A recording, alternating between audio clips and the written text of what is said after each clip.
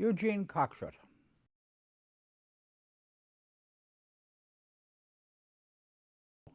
I was an altar boy there when there used to be a subdivision of the Port Jefferson church.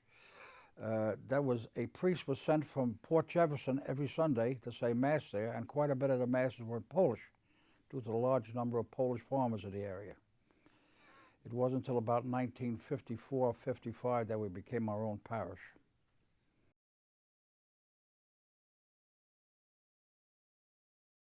The priest from Infant Jesus Parish in Port Jefferson came to service the Main Street Catholic Church, as we were a subdivision of the Diocese of Brooklyn. And most of the Masses, a lot of the Masses were said in Polish because of the large number of Polish folk in the area at the time.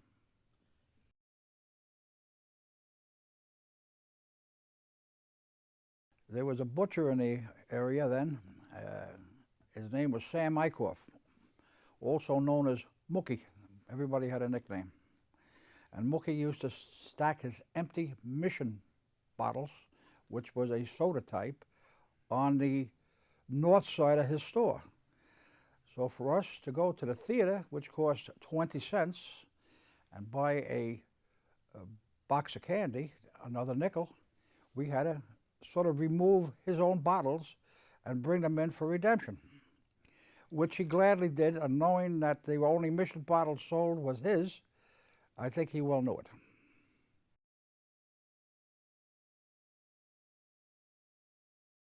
Sam Eichhoff, the butcher, his real name, that was his real name, we called him Mookie. For what reason, I don't know. And then it was Herman Cruiser, who was known as Ham. And I can't think of many more.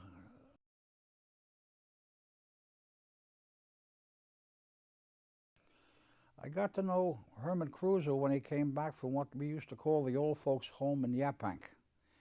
And he moved not very far from the firehouse, and his car, a 1924 Model T Coupe, I was very interested in. So I got to know him, and he got to show me how to operate a Model T and how to repair his, which had sat idle for probably 7 to 8 years while he was in the home. And we made one run after we got everything pumped up in the way of tires and oil and gasoline. We made one run down to the Tinka National Bank at that time. He drove and I followed him with a bicycle.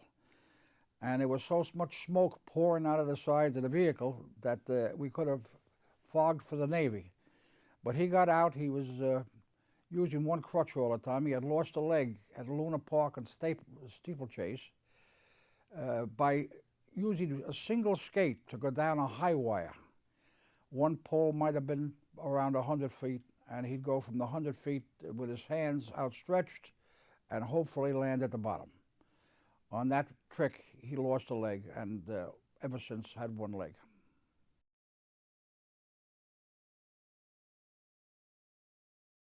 During a snowstorm in the late 40s, a woman by the name of Daphne or Delphi Phillips became very ill.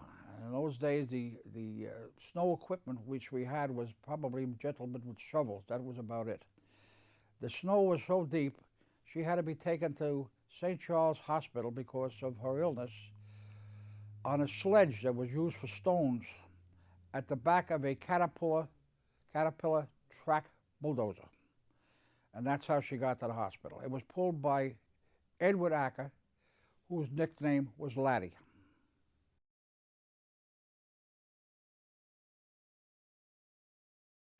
Delphine Phillips, a native Seatalkan from Chicken Hill, was very ill during a snowstorm in or about 1949. And because the roads were impassable at the time, Edward Acker Jr. brought her to the hospital in Port Jefferson via a Caterpillar with tracks, and she was on a stone sledge.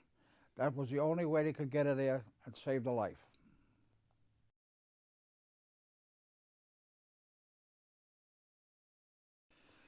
Years back at the post office, that was a general meeting place for the community. The papers were brought in and the mail brought in twice daily from the train which was at Stony Brook. Thornton Hawkins, a local farmer, had the contract, and with his Chevrolet pickup, he brought the mail to each post office in turn. The local people gathered always at night because their work was done, and they would wait for the last mail to be sorted. In Seatorket Post Office, where I was, the postmaster or postmistress would flip a light switch to say, the mail is in everybody's box, you come and get it. And then we'd sit there a little longer and go home.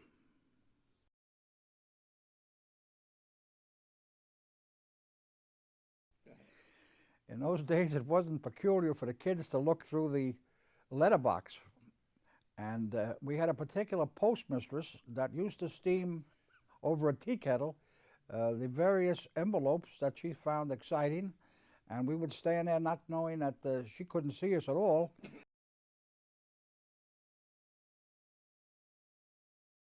In those days, it was not peculiar for the smaller kids to look through the letter drop slots. And we used to watch a postmistress with a full kettle. She wasn't making tea, she was steaming the envelopes and reading the mail. Well, everybody in our community knew it, but nobody really objected. So that was one of my finer ideas of the old post office. What information she used it for, who knows, and today, who cares?